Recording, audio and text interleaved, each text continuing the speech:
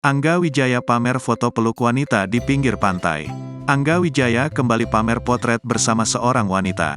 Dalam Instagram Angga Wijaya 88, Angga Wijaya membagikan foto dirinya bersama wanita. Terlihat Angga Wijaya dan wanita tersebut tampak dari belakang tengah berada di pantai. Angga Wijaya tampak memeluk wanita itu yang berada di depannya. Momen tersebut dimanfaatkan oleh Angga Wijaya untuk menikmati senja bersama. Menyaksikan senja, tulis keterangan postingan tersebut.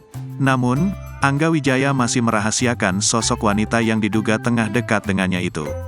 Rupanya, Angga Wijaya tak hanya sekali ini membagikan potretnya bersama seorang wanita. Sebelumnya, Angga Wijaya berfoto dengan posisi duduk sambil tersenyum ke arah kamera. Dalam Instagram story tersebut, Angga Wijaya bersama seorang wanita berambut pendek duduk di sebelahnya. Namun, wajah wanita tersebut tak diperlihatkan dan ditutup dengan stiker wajah layaknya orang kasmaran. Angga mengunggah ulang Instagram story itu dari akun Instagram ina_winali_e. Namun, Instagram tersebut tidak ditemukan saat diketik dalam kolom pencarian.